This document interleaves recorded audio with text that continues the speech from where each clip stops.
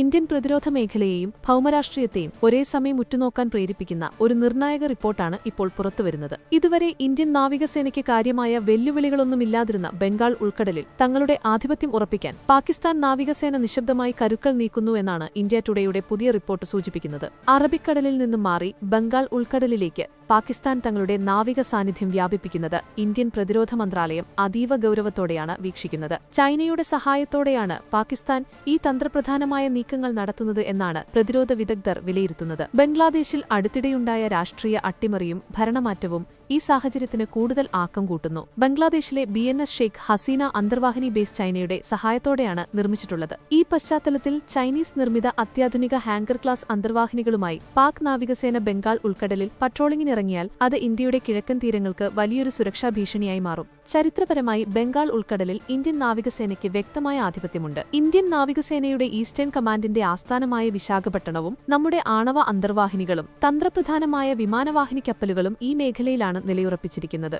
അതുകൊണ്ട് തന്നെ ഇത്രയും കാലം തങ്ങൾക്ക് വെല്ലുവിളികളില്ല എന്ന് ഇന്ത്യ കരുതിയിരുന്ന കിഴക്കൻ കടൽത്തീരത്തേക്ക് പാകിസ്ഥാൻ തങ്ങളുടെ നാവികവ്യൂഹത്തെ നിശബ്ദമായി വഴിതിരിച്ചുവിടുന്നത് ഇന്ത്യയെ സമ്മർദ്ദത്തിലാക്കാനുള്ള ചൈന പാക് സഖ്യത്തിന്റെ വ്യക്തമായ അജണ്ടയുടെ ഭാഗമാണ്. പാകിസ്ഥാന്റെ ഈ അടിയൊഴുക്കുകളെ പ്രതിരോധിക്കാൻ ഇന്ത്യൻ നാവികസേന ഇതിനകം തന്നെ കപ്പലുകളുടെ നിരീക്ഷണവും ആധുനിക അന്തർവാഹിനി വിരുദ്ധ പ്രതിരോധ സംവിധാനങ്ങളും ശക്തമാക്കിയിട്ടുണ്ട്. വരും ദിവസങ്ങളിൽ ഇന്ത്യൻ മഹാസമുദ്രത്തിലെ ശക്തിപ്രകടനങ്ങളിൽ വലിയ മാറ്റങ്ങൾ വരുത്താൻ ഈ നാവിക നീക്കങ്ങൾക്ക് സാധിക്കും.